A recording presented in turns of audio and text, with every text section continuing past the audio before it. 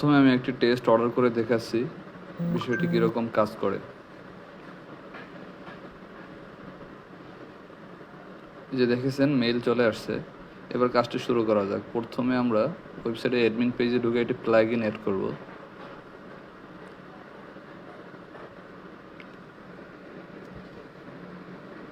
এই যে প্লাগইনটির নাম WP মেইল SMTP। এটি আপনারা সার্চ করে অ্যাড করে নেবেন। তারপরে আপনারা এখানে এটা পেয়ে যাবেন WP মেইল SMTP। এখানে আপনার যে ইমেইলটা নেবেন ওই ইমেইলটা দিয়ে দেবেন। বাকি কাজগুলো এরকম করে নেবেন। আমার অলরেডি করা আছে, তাই এগুলো আমি ডিলিট করে আবার নতুন করে দেখাচ্ছি আপনাদের।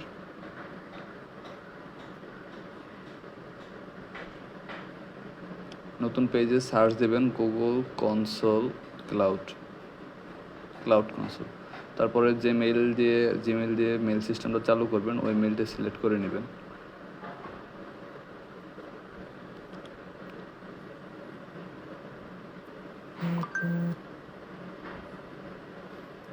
নিউ প্রজেক্ট ক্রিয়েট করব।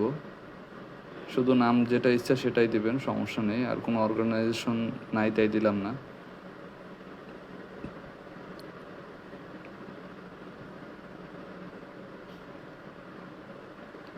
এখানে এপিআই অ্যান্ড সার্ভিসেসে ক্লিক করে এনাবল এপিআইতে ক্লিক করবেন। তারপরে আবার enable API and service again. এখানে সার্চ দিবেন জিমেইল এপিআই। জিমেইল এপিআইতে ক্লিক করবেন এবং এটা এনাবল করবেন।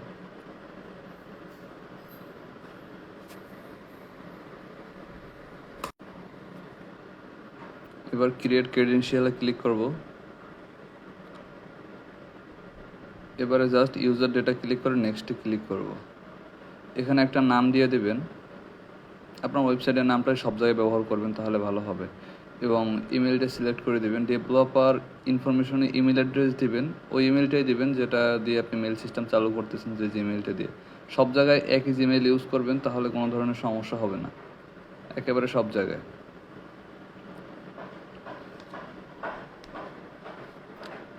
এখানে কিছু করার দরকার নেই, শুধু এখানে ওয়েব অ্যাপ্লিকেশনটা সিলেক্ট করে দিবেন আর ক্লায়েন্ট নেমটা ওয়েবসাইটের নামে দিয়ে দেবেন। এরপরে অথরাইজেশন রিডাইরেক্ট ইউআরএল, এটা ওয়েবসাইটে যেটা দেয়া আছে ওখান থেকে এটা নিয়ে আসতে হবে। এই যে এটা কপি করে এখানে জাস্ট দিয়ে সেভ দিয়ে দিবেন, ক্রিয়েট করে দিবেন। অলরেডি ক্লায়েন্ট আইডি পেয়ে গেছি, বাট আর একটু কাজ বাকি আছে।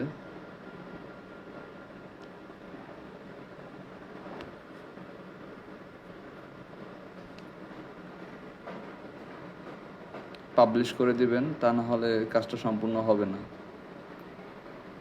এখন আপনার মোটামুটি জিমেইলের সার্ভার সেটআপটা শেষ হয়ে গেছে। এবারে এখানে ক্লায়েন্টের ভিতরে ক্লিক করে তারপরে এখানে এডিটে ক্লিক করবেন এবং দুইটা আইডি পাবেন, একটা ক্লায়েন্ট আইডি আর একটা ক্লায়েন্ট সিক্রেট।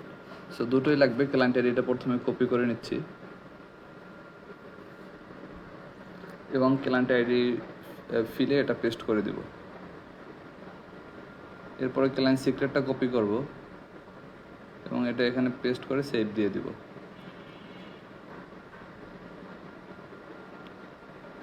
আমাদের কাজ অলমোস্ট শেষ, বাট এখানে অথরাইজেশনে ক্লিক করতে হবে একটু। এখানে ক্লিক করে আপনার যে মেইল সিস্টেম যে মেইলটা চালু করছেন ওইটা সিলেক্ট করে দিবেন। এরপরে এখানে ক্লিক করে দিবেন।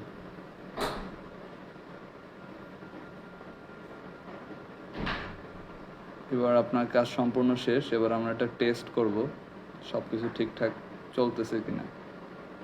চলুন একটা টেস্ট অর্ডার দেওয়া যায়।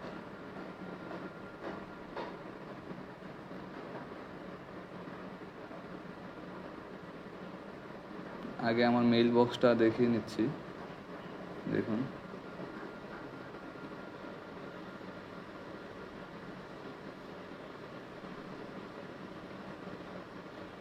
ওয়েবসাইটে ঢুকলাম। এবার একটা ডেমো অর্ডার করলাম।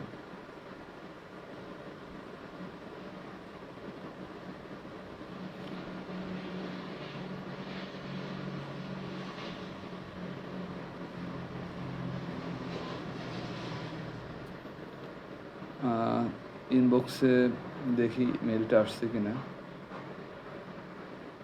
এখানে মেলটা আসেনি, মনে হয় মেইল সিলেক্ট করা নাই। কমার্সে মেইলটা সিলেক্ট করে দিতে হবে। ইমেইলে ঢুকবেন, আপনি যে মেইলে সেট আপ করতে চান ওই মেইলটা সিলেক্ট করে দেবেন। এখানে আলাদা একটা মেইল সেট আপ করা আছে, তাই যায়নি। তো যে মেইলে মাত্র কাজগুলো করলেন সেই জিমেইলটা এখানে সেট করে দেবেন। এখানে অন্য জিমেইল দিয়ে অন্য জিমেইলে চলে যাবে। নিউ অর্ডারের ভিতরে এই কাজটা করে দিবেন, তারপরে আবার আমরা চেক করব। এখানে আর কিছু নেই।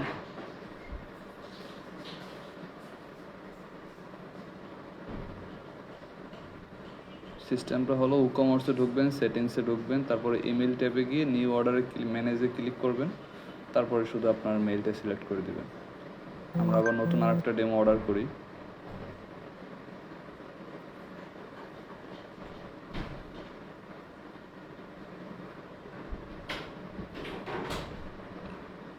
এই যে এবার দেখুন মেইলটা কিন্তু চলে আসছে নিউ অর্ডার নামে। এতে আপনার কাস্টমার রেসপন্স খুব দ্রুত করতে পারবেন এবং আপনার অর্ডার ক্যান্সেল রেশিও অনেক বেশি কমে যাবে।